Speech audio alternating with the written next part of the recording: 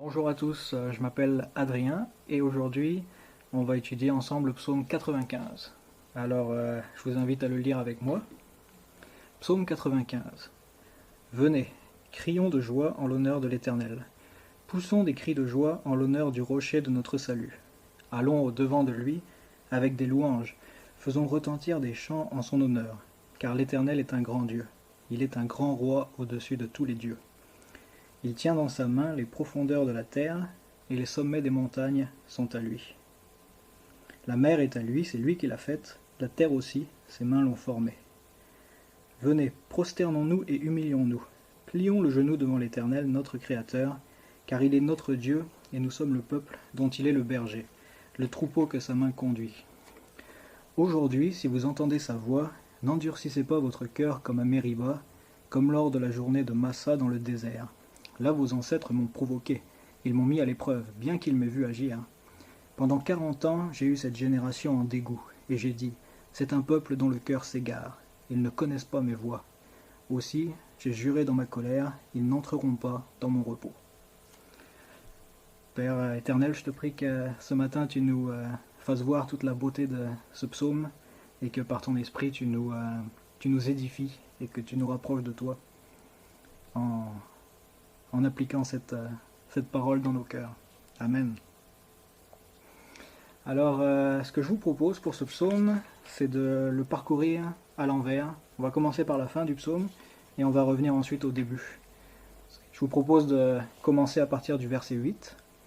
Ça dit « Aujourd'hui, si vous entendez sa voix, n'endurcissez pas votre cœur comme à Mériba, comme lors de la journée de Massa dans le désert. Là vos ancêtres m'ont provoqué, ils m'ont mis à l'épreuve, bien qu'ils m'aient vu agir. » Alors, ce verset, en fait, ça fait référence à un épisode de l'histoire d'Israël dans l'Ancien Testament. C'est quelque chose qui s'est passé après que Dieu ait délivré le peuple d'Israël de l'esclavage en Égypte. À un moment, après avoir été délivré de l'esclavage, le peuple d'Israël se retrouve dans le désert, et là, ils n'ont plus d'eau à boire. Et ils commencent à s'inquiéter, et ils commencent à se plaindre à Moïse qui les dirigeait, et donc ils se plaignent aussi envers Dieu, puisque Moïse représentait Dieu auprès du peuple d'Israël à ce moment-là. Et le peuple d'Israël se plaint à Dieu et dit mais à quoi ça sert que tu nous as fait sortir de l'esclavage en Égypte si c'est pour qu'on meure de soif dans ce désert? Et là, ce que Dieu fait, c'est qu'il dit à Moïse, prends ton bâton, va au rocher d'Horeb, et là tu frapperas le rocher, et il en sortira de l'eau, et le peuple pourra boire. Et c'est ce qui s'est passé. Moïse a frappé le rocher avec son bâton, et de l'eau est sortie du rocher, et le peuple a pu boire.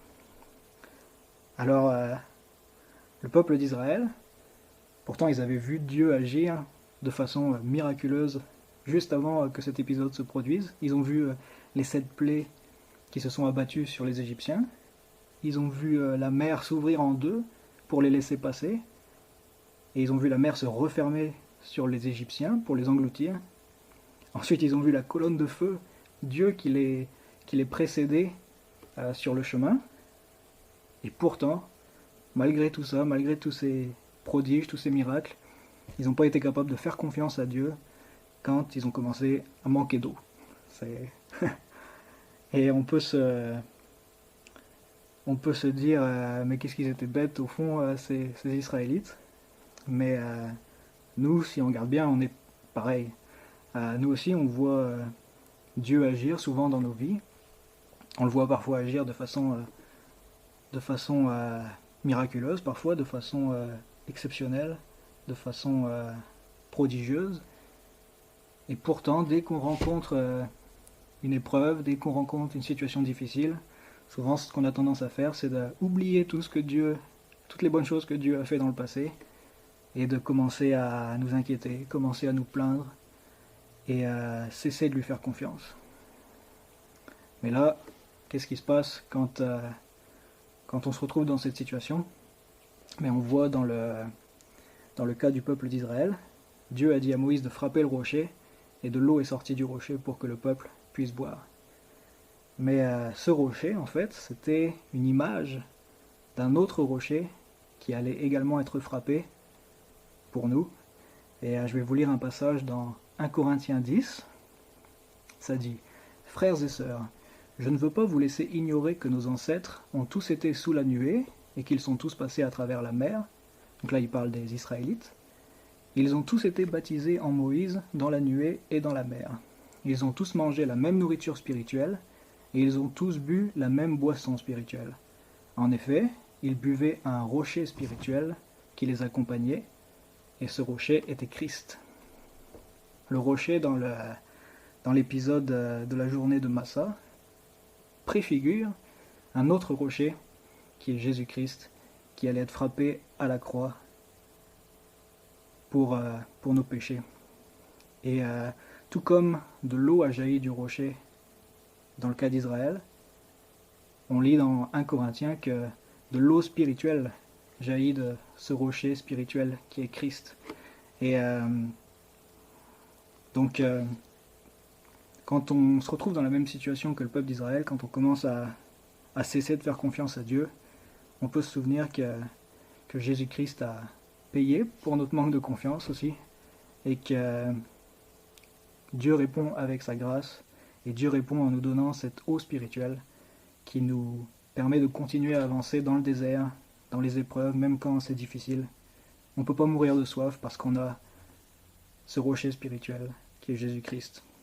Alors, comme ça dit au verset 8, « Aujourd'hui, si vous entendez sa voix, n'endurcissez pas votre cœur comme à Mériba, comme lors de la journée de Massa. » Si vous êtes en ce moment comme le peuple d'Israël, Dieu nous accueille toujours à bras ouverts quand on se repent.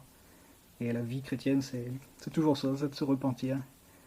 Et donc maintenant, ce que je vous propose, c'est de revenir au début du psaume. Maintenant qu'on sait tout ça, qu'on connaît ce rocher spirituel qui est Christ, on peut adorer notre Dieu. Au verset 1, ça dit « Venez, crions de joie en l'honneur de l'Éternel, poussons des cris de joie en l'honneur du rocher de notre salut. » Alors ce rocher de notre salut, c'est Jésus-Christ qui nous fournit cette boisson spirituelle, qui nous permet d'avancer, cette eau spirituelle. Au verset 2, ça dit « Allons au-devant de lui avec des louanges, faisons retentir des chants en son honneur, car l'Éternel est un grand Dieu, il est un grand roi au-dessus de tous les dieux.